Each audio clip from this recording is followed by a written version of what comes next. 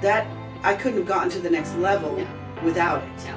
And one thing that I had to reframe my own thought on is I thought I wasn't profitable if I had debt. Correct. Welcome to Life, Business, and Everything in Between, the podcast for small business owners, creatives, and entrepreneurs navigating the space between big dreams and everyday chaos. I am Leslie Shields, a longtime entrepreneur married to another crazy entrepreneur and raising a tiny human in the middle of it all. This show brings you real conversations, honest insights, and practical encouragement to help you keep going. Whether you're building a brand, pivoting through change, or just trying to lead yourself, well, you're in the right place. Let's get into it. Hey friends, today's episode is a little throwback. Before Life, Business, and Everything in Between became a full podcast, I was experimenting with Facebook Lives to connect with small business owners. This conversation was recorded in April 2025, but the lessons still hold up, especially around community, resources, and the money mindset behind scaling. I pulled the most timeless clips from that original live, and Tamara will be back with us in the very next episode for an updated conversation. So I'm going to let Tamara talk a little bit about some of the different roles she plays in the community, because she's not just owner of Ensemble. And then Ensemble's mission is more than just a co-working space. It's supporting small businesses. And so I'll give her a little bit to touch on Ensemble's mission and then some of the other kind of initiatives she has going on in the community. Right. So Ensemble's mission is to grow businesses and invest in people through connections, collaboration, and community. And quite frankly, as a business owner, and you know this all too well, that the mission really is tied to what my mission and my passion is in life. And that is to affect change in people's lives, help them become and grow into their best selves, whether it's personally or professionally. And as a longtime entrepreneur, so I think my first business, I started when I was 24, 25. And so I've been doing this a long time, and I've had many iterations of a business.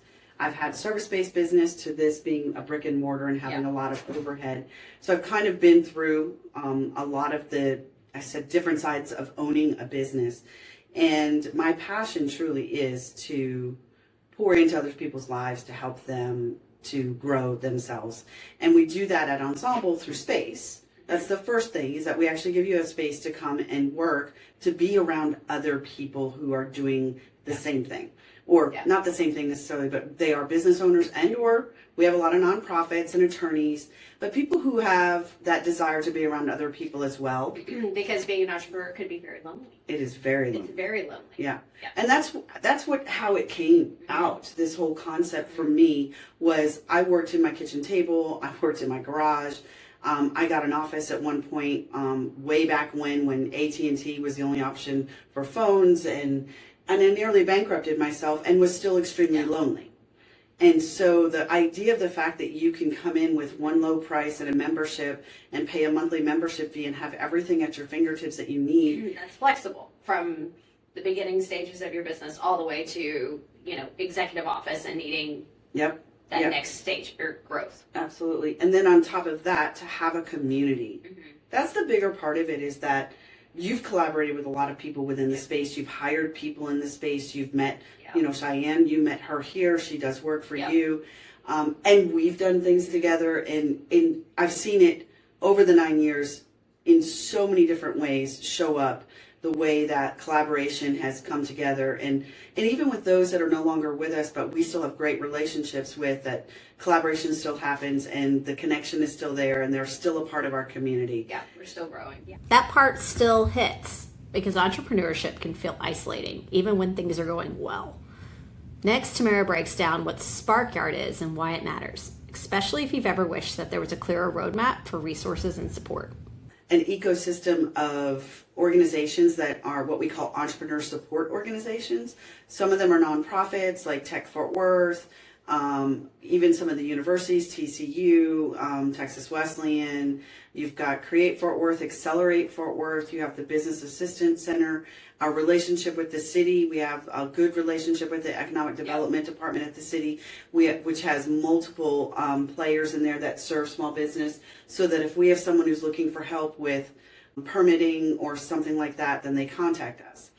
And so that ecosystem of entrepreneur support organizations is how I came to own my third business that I acquired from the University of North Texas Health Science Center a year ago in February, and that's called Sparkyard. Sparkyard. So tell us what is, so I've heard about Sparkyard, but I am still trying to figure out what Sparkyard is. So talk to us about that so we can share it with everybody. That is such a great point. And as someone who has a marketing and branding background, that's something that so I've had 1 year, and when you acquire a business that came out of a university, that it needs a lot of work in the sense of analysis of how do you turn this into a revenue model because there's no revenue to it, and how do you keep doing the work that it was set up to do. So it's based off of a website called sparkyard.co, and on that website is a database of about 80 to 85 entrepreneur support organizations around the Tarrant County, some in the Dallas County area,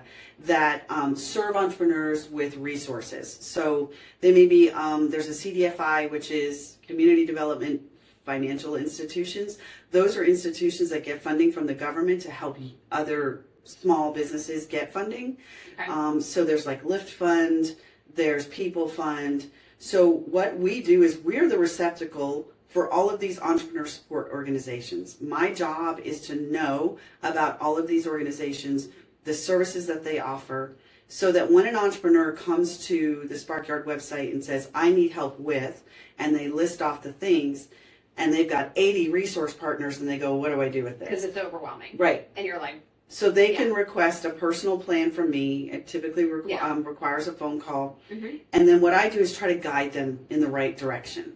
And so it's funny because I do this a lot of times at Ensemble, right? I do a lot of this anyway. Yes, but so now it's a natural fit because it's what you were already doing. It's just on a bigger and larger scale. And so a lot of times too, entrepreneurs think they know what they're looking for, which is always money. They're always saying that money is the number one thing that they need, but they don't really know what they need the money for. So a lot of times they need to get their business plan in place. Maybe they need to do some data research.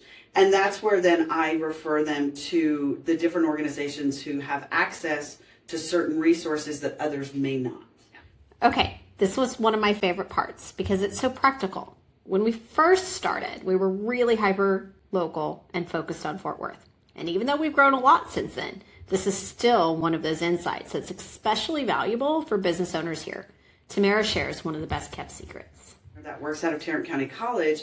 They actually have some really great, robust database tools that will help you in putting numbers together for a business plan.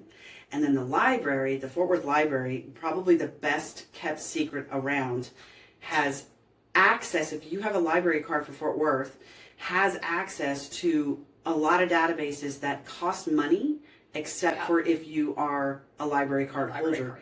And all the librarians at all of the different locations will help you learn how to navigate these. And we're talking deep databases. Like if you're looking for clients in a certain area, it will help you find those clients.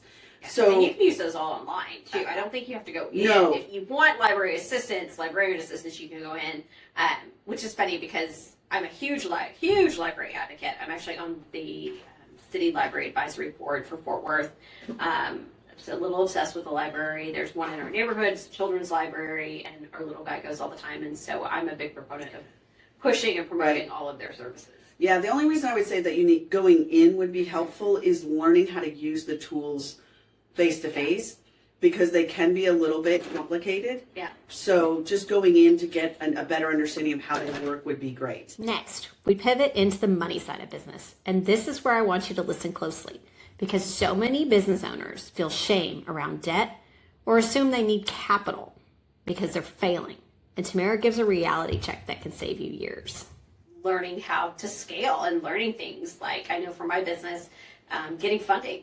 I think especially women, we often think we should bootstrap our companies, and I will tell you is without money, you can't scale. Yeah. I mean, some people maybe miraculously do it in like crazy ways. I think the majority of entrepreneurs cannot scale a business without funding, and having those conversations and learning things like what Sparkyard can help send you to the resources for to find the money and knowing that you should take it. I think that's part of the hurdle for me was knowing that, by the way, you need money. Yeah, you and I talked about we talked about money a lot a couple of years ago, both of us, going through some challenges. And, people kind of shy away from taking out loans for things, and because it's drilled into us about keeping debt low and all of that. But it's very difficult, even in a small business, in any business. I was thinking, when I started thinking about corporations have millions in debt. Massive amounts of debt. That's why they're showing, that they're in the red all the time. Yeah, because of the debt. But if you can take the debt load on and still be profitable, taking that debt from whatever it is, let's say it's 15 grand up to, what you and I both, we did over 100 grand in the last couple of years, that I couldn't have gotten to the next level without it. No. And one thing that I had to reframe my own thought on is I thought I wasn't profitable if I had debt. Correct. But you could be profitable and have debt. You're paying your debt back appropriately, right? According to your... Now, if you're not being able to make your loan payments, that's a totally different situation. Let's take a moment to thank the sponsor of this episode, the Shields Agency. At the Shields Agency, we help small business owners navigate health insurance and employee benefits. Whether you're building a strategy for your team or refining what you already have in place, our focus is making it simple, clear, and aligned with both your business and your life. All right, let's get back to life, business, and everything in between. But having that kind of money and then learning what it's for, right? So learning that if you're in a product-based business, you're going to need funding to get product. If you're in a company that needs machines, you're going to have a loan on your tractor or whatever. And I'm in a service-based business. And so for me, we've taken our funding and done a couple of things. We've hired and we've put more money into marketing. We're putting more money into our people. And we've also just started down a path of some automation. And so we've hired a developer to take some of the tasks in our business that take us the longest amount of time, and they're developing automation sequences for us. So that, as a business owner, I go, okay, I can pay to have this automated, or 5 minutes ago did I think I was going to have to hire another employee because I've got one staff member spending half of their time building presentations, when we can pay somebody $300-400 to build an automation process that saves 10 to 20 hours a week. Right. Like mind-blowing, like learning those kinds of things. I had no idea that was even an option, or automation, or I should be thinking about it, or anything like that. But being at Ensemble and getting connected to the people who are having those conversations with me, those people are in this space and they're saying, hey, this is what I do. Have you thought about it? That's just made such an amazing difference in my business personally. And wouldn't you say too for payroll? That's huge, because if you're in an industry that you have delayed payment, and you're going to hire, like the number one thing when you're hiring people, that's probably one of the biggest pain points you will hit in a business when you hire your first few employees, because it definitely takes away from your profit, takes away from what you're paying yourself, and having gap money for payroll when you're waiting for payments to come in. I mean, I'm in a different business than you are. You're in mine, I get paid on paid essentially every single month, which I'm so thankful for. I don't have to chase money, but you're waiting. You're in arrears and a lot of stuff, and that can affect payroll. And having that cash for payroll makes a huge difference in getting that line of credit. I think if every single business should have a line of credit. Even if you never touch it, ever, a line of credit is just there as a safeguard in case you need it, in case something happens, in case, I don't know, COVID happened, whatever, right? Like unexpected things happen, and having a line of credit keeps you from having to shut your doors because one thing happened. It can protect all of the hard work that you've put into your business. All right, one last quick nugget to end this throwback on, because it's the kind of reminder every entrepreneur needs.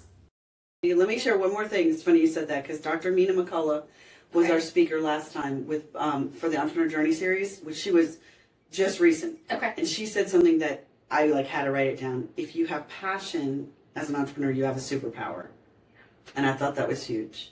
Now, the only other thing I want to tell the audience is that we are very good friends. We did not call each other this morning. And plan the exact same. We showed up today, and we have on holy jeans and total opposite colors.